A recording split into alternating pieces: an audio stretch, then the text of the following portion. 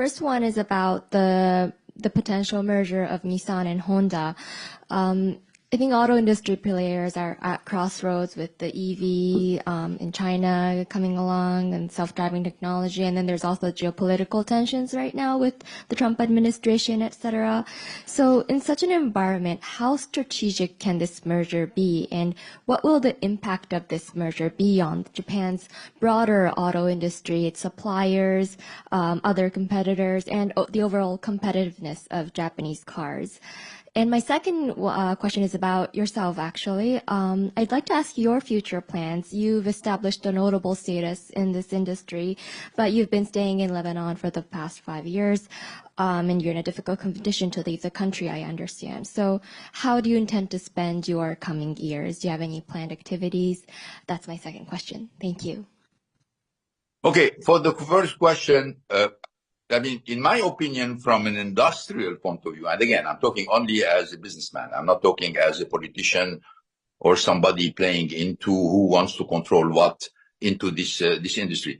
I personally don't think that if this merger takes place or this alliance takes place, personally, I don't think it's going to be successful.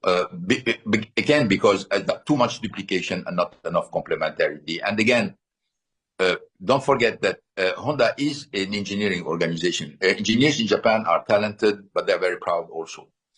In front of them, they have also a very strong engineering organization in Nissan. Very proud of what they do and having developed a lot of technology. So I wonder who's going to make arbitrage between what technology to choose? Who's going to make arbitrage about what platform to choose? Who's going to make arbitrage about who is going to develop what technology for the future? I don't see it. And I see a lot of difficult time for whoever, if this goes, about who's going to make this kind of decision. What is the strong structure at the head? Who's going to, at the head of this entity, who's going to be able to do that? Now, from a second point of view, I can tell you today, as you know, the forces growing in this industry are very different from the one when I was in charge of Nissan in 2000 or even in 2010. Today, you have to count with the Chinese car makers. Chinese car makers were practically irrelevant in the years 2000. They became a little bit relevant in 2010. They are a strong force today. As you know, China became today the largest exporter of cars in the world. They have technology. They have many brands. They are on the offensive. They are very focused. They have the support of their community. They are a strength to be reckoning on. And then you have another force, which are the tech company like Tesla, which are also growing. It's not a surprise today that Tesla represent, from the latest statistic, more than 50%, by itself represent more than 50% of the all capitalization of the automotive industry.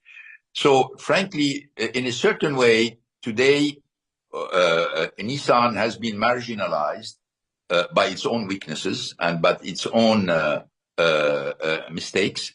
Honda is much stronger than Nissan, but still is not a developing force into this industry. I think a potential alliance or partnership between the two companies are going to be another company fighting for survival and relevance into this industry.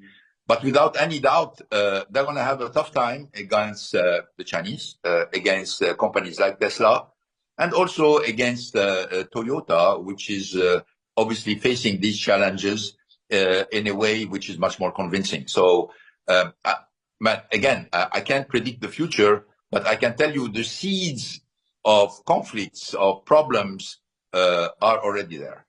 Now, when it comes to me, yes, I have a lot of activities even based here in Lebanon, in many different fields between education, business, startups.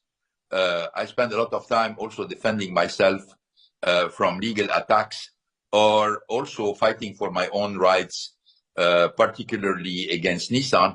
And I was really a little bit stunned to see Nissan spending so much money on legal fees to fight me, while they need all these resources to really do their job, which is not that, but try to be relevant into the car market. Thank you. Anthony Trotter from ABC is asking this question online.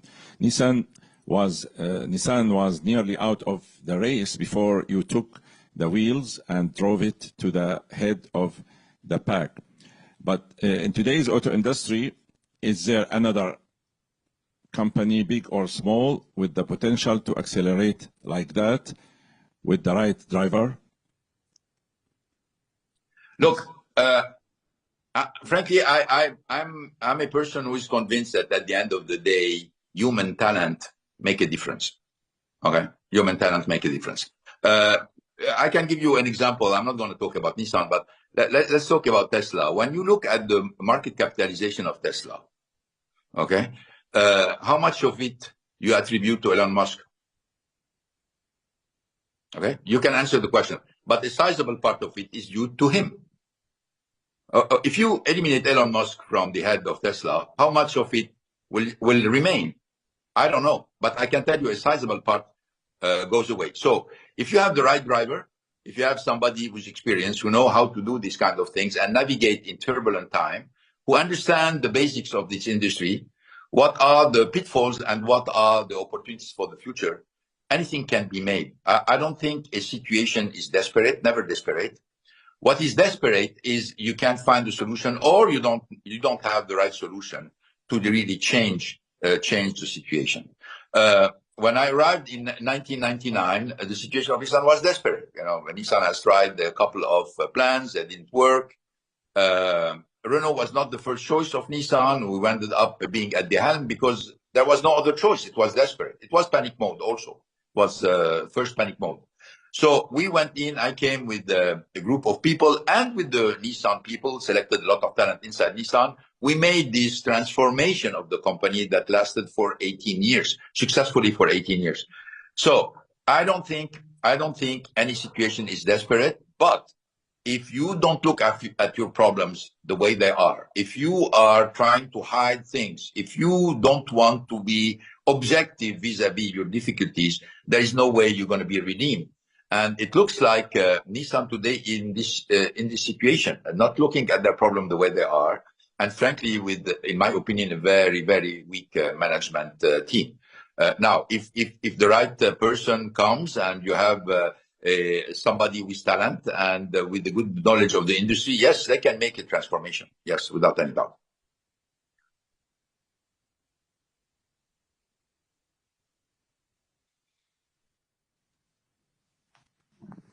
Bonjour. Good afternoon, Mr. Ghosn, or good morning.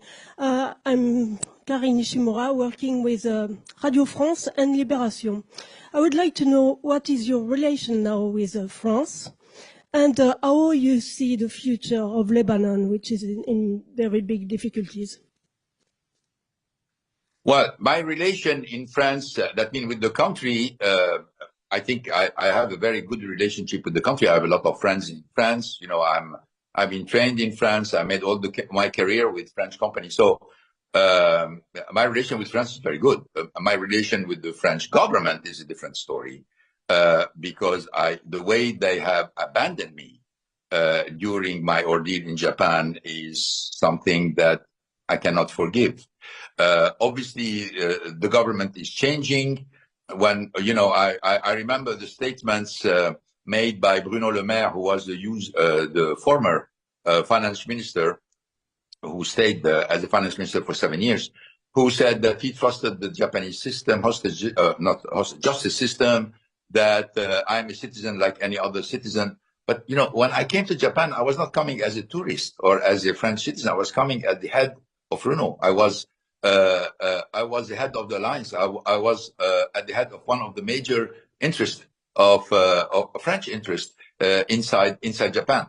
And the fact that when I fell as a victim of a plot organized between some old boys inside Nissan and the corporation, without any doubt or knowledge, certainly of the Métis, they just abandoned me. You know, and they said it very clearly. He made a statement saying our relationship with Japan are more important than the fate of any individual. So I'm still bitter about it. I don't think that the French government showed a lot of courage here. It was confirmed to me by the former President Sarkozy, who, when he visited me in Japan, told me, look, if I was president, I would have sent Prime Minister of France, he would stay in Haneda, he would have come back with you. And if the Japanese have anything to say about you, or then you will be face the courts in France. That's what he told me. Unfortunately, it didn't happen. I had a kind of wishy-washy situation where they say, we're doing what is humanitarian for him,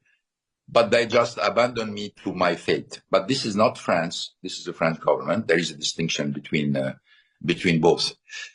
Now, when I left Japan, escaping from the hostage justice system, which, by the way, I've seen the poor Hakabada-san story that he spent 50 years in prison before he was considered as being innocent, with all the plots and the twists and the behavior of the prosecutor and the judges.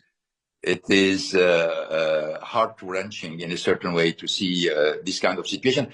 But I always think about the hundreds of thousands of people in Japan who are facing this system, who have absolutely no voice, who have submitted to the imperium of the prosecutor without any support from the judges. Or it makes me sad. And I just want to say by the side that if something like this would have happened before 1999, I would have never accepted to take a job in Japan. And I know that a lot of Japanese companies have difficulty to find a foreign executive, and I understand them. They want to say, look, we can fall in a trap like this, and then God knows who's going to be helping us.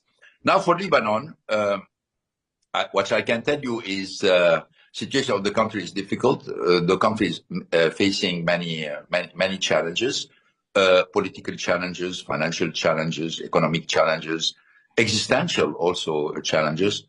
But also this is a situation where everything is open. Lebanon can go in every direction possible from now on.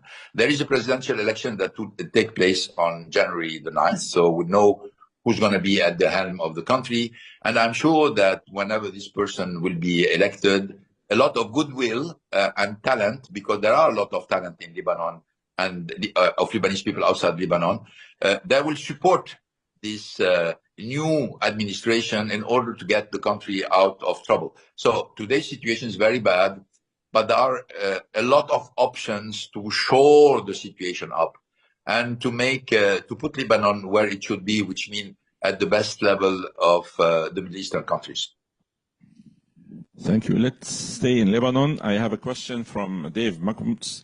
He belongs to the My Ninja Media. So asking, do you fully expect to leave Lebanon at some point?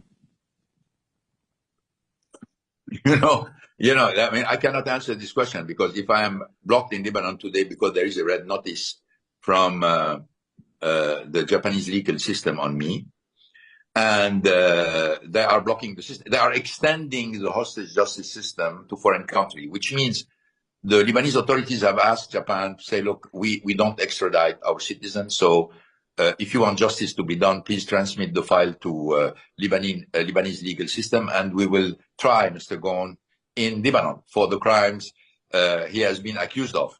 Obviously, prosecutor refused that. They don't want to transmit it. Well, I can understand they don't want to transmit it because they know the whole thing is fake. That means this whole thing is made up. I would love to look at what is in these files, but from everything I've seen, the fact that the Japanese prosecutor wanted, in all cases, get the confession from me, and when they didn't get the confession, they just said, okay, we're going to expand, I'm going to bring new accusation, I'm going to put your family on the side, etc., etc.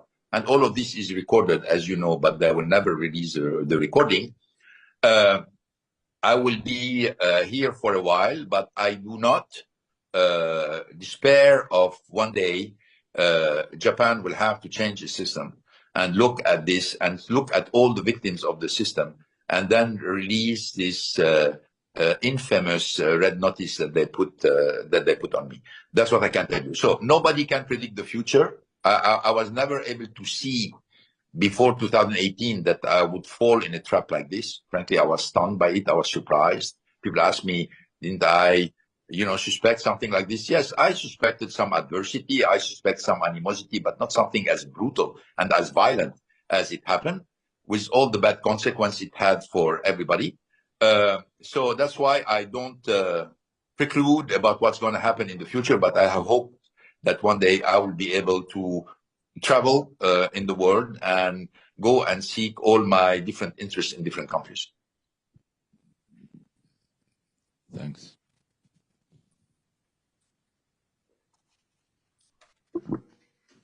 Hi, Mr. Ghosn. I'm Yuko Sugimoto, and I'm working for a Taiwanese media press. Thank you for having my question. I have two questions. One is, could you share your view on Hon Hai or Foxconn, the Taiwanese maker, Taiwanese company, which is having a huge, strong interest in Nissan? And is there any good or bad as a buyer of Nissan? And if Nissan is rejecting their offer, in reality, is there any rational reason? And this is one question. And another question is, why do you have in this press conference today? And this is very good timing. Is there any your personal interest Okay. Yeah. Yeah. Okay. Well, let me answer the two questions. First, about Foxconn. Foxconn is a very bold move. I think it was very interesting because, if I understand very well, they want to build electric cars, and they think that is a kind of extension of their own business. I think it was a very interesting proposal. Obviously, I don't know enough in details about their intention to do with Nissan, but I can understand that these companies, which are much richer than Nissan and much more, who have plans for the future, they can be interested into taking control of Nissan and doing what they want to do inside Nissan instead of having to develop it by themselves or go and buy another company. So I think it was a very interesting proposal. I don't know enough details. I think at least it's a proposal where there is no duplication. There is complete complementarity here because you want to do something completely different, not to try to rationalize and buy together and choose platforms and close down plants and concentrate production, etc. So I find it very interesting. But, I used to know very well Terry Goh, who was sitting near me when we were together at the advisory council of Beijing University.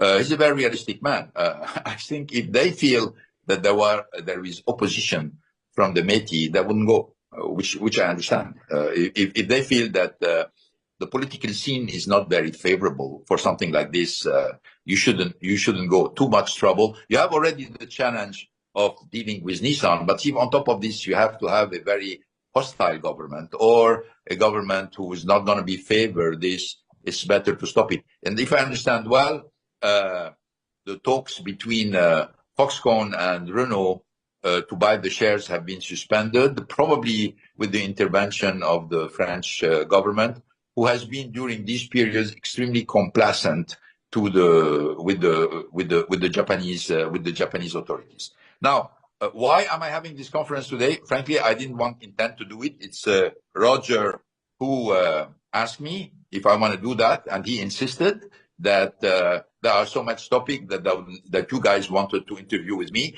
And I said yes to Roger, first because by friendship for him, and also because I have respect for your institution. I've been working with your institution for so many years. So I said, you know what, once in a while appearing in front of you is not a bad thing. Thank you very much for your kind words about FCCJ. And in fact, Roger was representing PAC, Professional Activities Committee, who approved this press conference. So in fact, we invited Mr. Ghosn to appear here. That's for clearance. Next question. All right, I have a question online from Hans Gemel. He's from Automotive News. He's asking how involved you are personally, Mr. Ghosn, with any of the activities investors currently taking stakes or seeking stakes in Nissan in either an investment or advisory role or other capacity. Yeah. Well, I can tell you I'm not involved because I think it's too early in a certain way. But I would not be surprised if at a certain point in time, people who are going to put big money in Nissan or to take control of Nissan will ask for the opinion of somebody, who knows the company very well for having presided over its fate for 18 years. Anyway, if I was in their position, I would do that. It doesn't cost me too much to listen to somebody who knows the company, who knows about the strengths, the weaknesses, the management, the organization. Even if it's a foreigner, the relationship with the Japanese authorities, I would do that. But for the moment, I am not involved. By the way, I just want to say that, as you know, because I don't want to look very aggressive against the Métis and the Japanese government, but I want to tell you that when I arrived in 1999, I had a very cooperative administration in Japan. Frankly, from the time of Koizumi-san was the Prime Minister of Japan, this was really perfect because he was understanding, he was open, he wanted to do good for the country, and he was able to look at what we are doing in a very objective manner, looking at the results, what we were doing, the respect of the identity, respect of the brand. So I can say that Japan has always been like this, and I was stunned to see the turn of events that frankly took place when Abe-san, late Abe-san, became prime minister.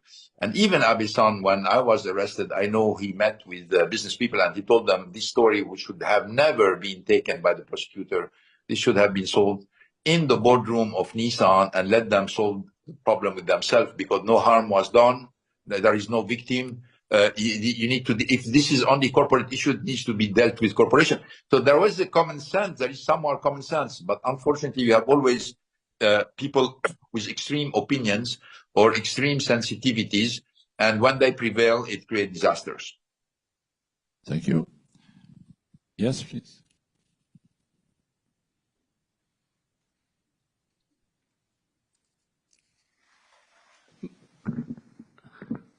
Mr. Ghosn, good afternoon from Tokyo. I'm managing DHL for Japan. So a quick question for you about this electric vehicle development in Japan.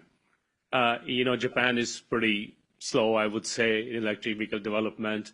You started many years ago with the Nissan, but as we see, it's not going anywhere. So any elaboration on that, on electric vehicle? And secondly, as you can see, I'm a foreigner as well. So any advice for foreign CEOs from your perspective? Thank you. Okay. Well, if you're a foreign CEO, you're going to have to be very cautious, because they can bring against you any accusation of, misuse of company funds. If you go have a lunch and you don't justify how you paid the bill, you can have sexual harassment has been recently a factor because I understand that at least two people in Nissan have been defenestrated. Two foreigners in Nissan have been defenestrated because they were accused of sexual harassment. Frankly, you have to be careful. You have to be careful not in Japan. You have to be careful because of the hostage justice system in Japan. If Japan comes back to a normal justice system like what exists in the United States or in Europe, etc., that would be no problem because you can defend yourself. But if you are in a position where you're a foreigner, you can't defend yourself in front of a prosecutor who, for whatever reason, wants your skin, you're dead. That's what I'm going to tell you. Now, EVs. Unfortunately, again, I think one of the mistakes of Nissan is not to have capitalized on the advance I've given Nissan by being the pioneer about mass marketing EVs. We were the first one. We were followed by Tesla. To bring electric cars, mass-marketed electric car to the market. And then everybody else follows. Unfortunately, in Nissan, you have, in a company, you have always many trends. You have the Me Too trend, which is we want to do the same thing than Toyota, want to do the same thing than Honda, etc., which is very strong, unfortunately, in Japan. And then you have the creative side about, no, let's go our own way, let's create something else. So obviously, I reinforce the second side by saying, no, you know what, yes, we're going to have hybrids, but we're going to be a Me Too hybrids, okay? But let's create something for us. And the us was the electric car. And we started the revolution of the electric car. And, electric car today is a factor everywhere. The people who really followed thoroughly on the electric car are the winner in the industry today. From one side, you have Tesla, and from the other side, you have the Chinese. The Chinese made their strengths worldwide mainly based on electric cars. You know, they are practically dominating this segment of the market.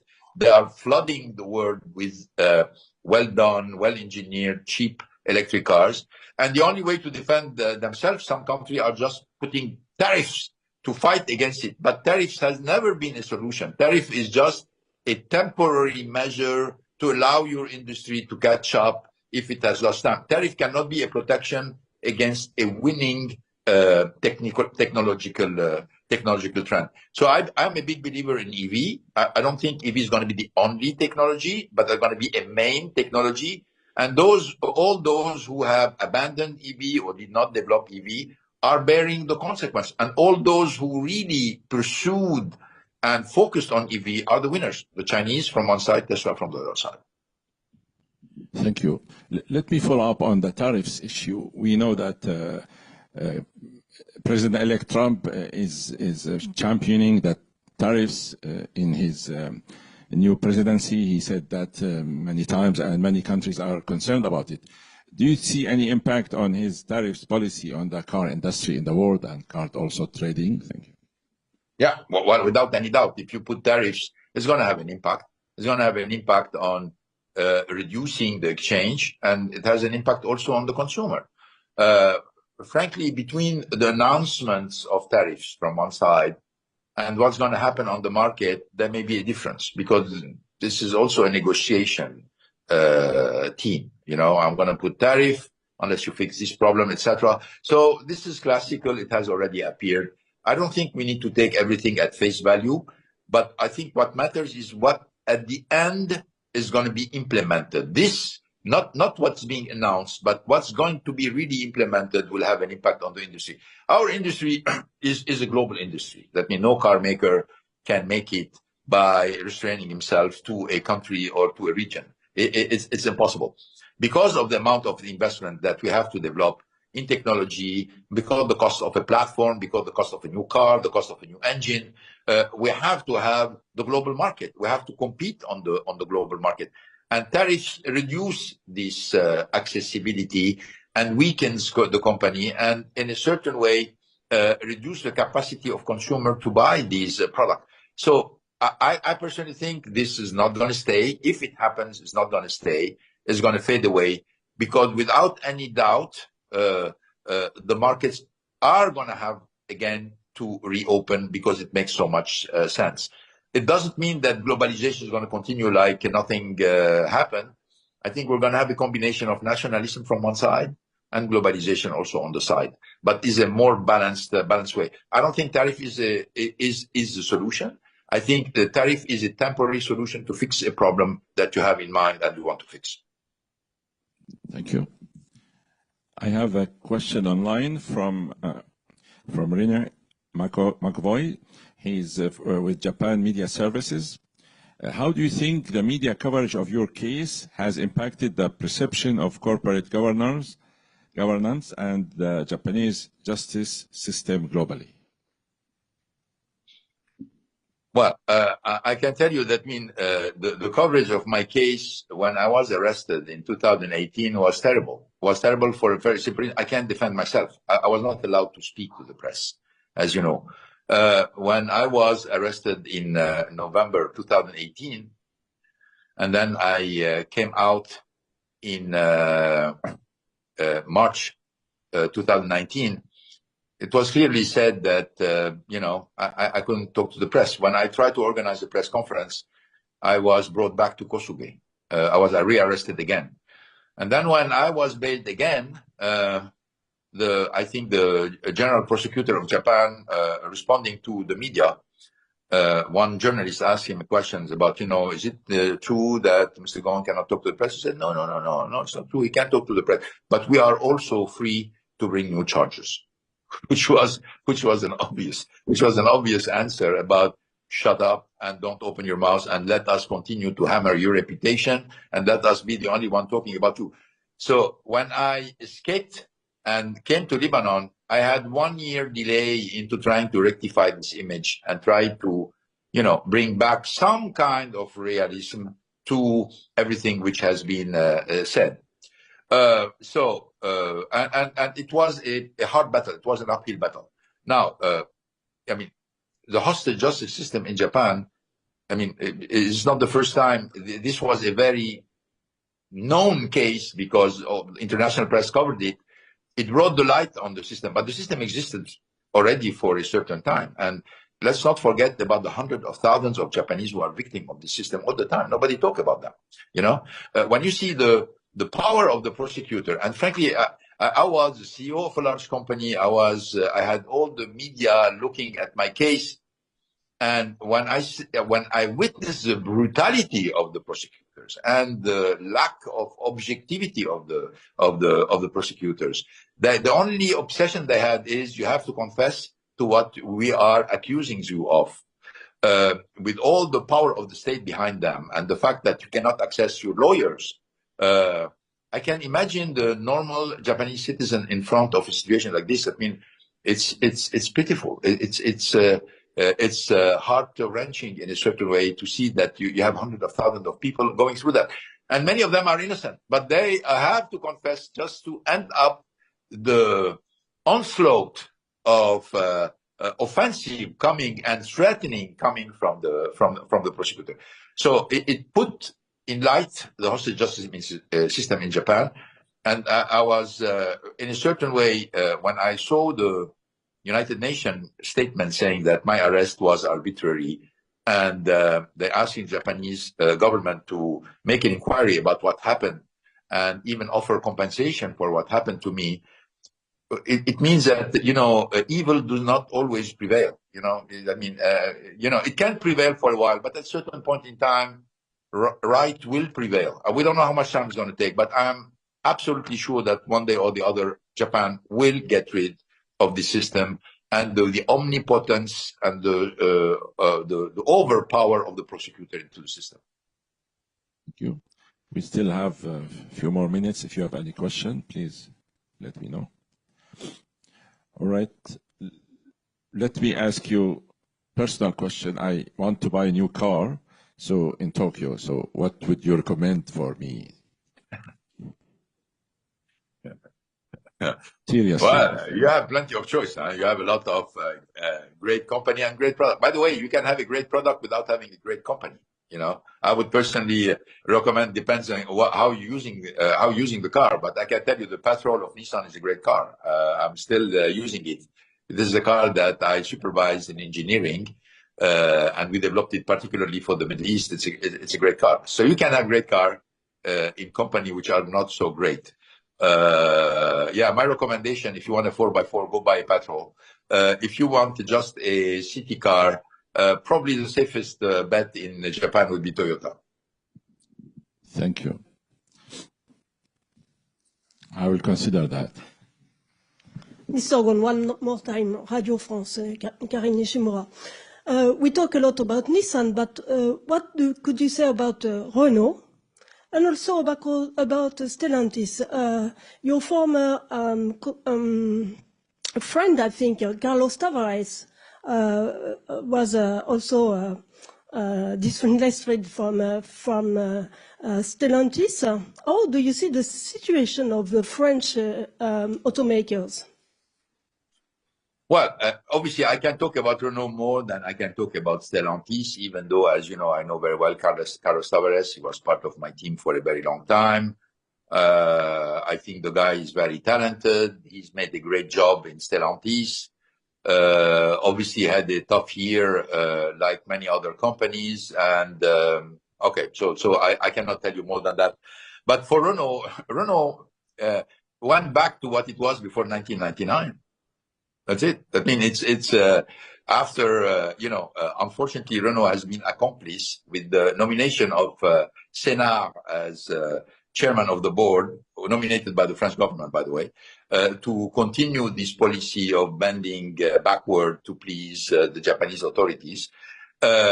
He told us a lot of stories that the alliance is going to work, that there's going to be a new alliance, partnership, etc., etc. No bullshit. I mean, at the end of the day, nothing happens. Renault was booted out. There was no intention to work with Renault. which was something that I knew from the beginning, since the way I was arrested. Okay, but they continue the story of no, this is going to be working, you're going to see, etc. So at the end of the day, Renault used to be selling, I think, in 2018 more than 4 million cars. Now finding itself very proud of selling 2.3 million cars, and they're very happy about it by saying, but you know what, it's better cars, we make more money, which is not true. Renault came back to what it was before 1999, a well-run European car maker, average to small size. But frankly, in my opinion, there is no future for this kind of things. I mean, you can be small but very specified. You can be in the luxury brand. You can be like Ferrari or like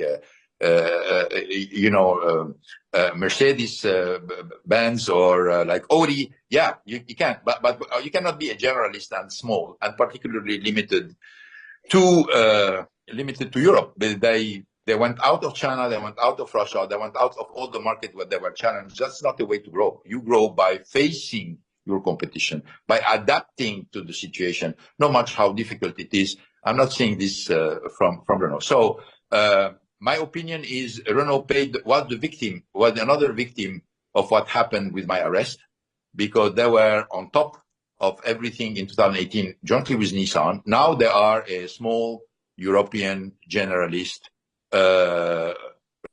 doing some reasonably good results. But when I look at the future, I don't see where they can go in front of the onslaught of the Chinese, in front of mammoths like Toyota, like Hyundai, like innovators like Tesla. I don't know what's the mission. Thank you. I think we reached basically the end of the session. I was told to end it sharp at 2 o'clock, so I'll give you several last remarks if you want to send a message to the Japanese government or Japanese media. Well, no. My only message is for the Japanese people. I love Japan. I worked 19 years. I had some of my best years over there. I'll always have a lot of respect for the Japanese culture, for the Japanese way of life. I still have a lot of Japanese friends. The only wish I have is one day Japan will take a look at the hostage justice system, change it, and frankly repair the damage which has been done for so many people through the omnipotence of their prosecutorial system. That's the only message I have. And I wish all of you a happy holiday season, and wishing to talk to you one day in the future whenever there will be a topic of interest. Thank you very much. Same wishes to you. I would like to tell you that we offer our guests one year honorary membership, the club. So you can come here and enjoy our club facilities. But the office tells me that we need you to provide us your address in Beirut so we can send it to you by mail. And you have 1 year. We hope that the situation becomes normal and you can come and visit Japan you love again. Thank you. Thank you very much. Thank you very much. Thank you very much, everybody, for coming today, and have a nice evening. Please give a big hand to Carlos. Thank you. Thank you very much.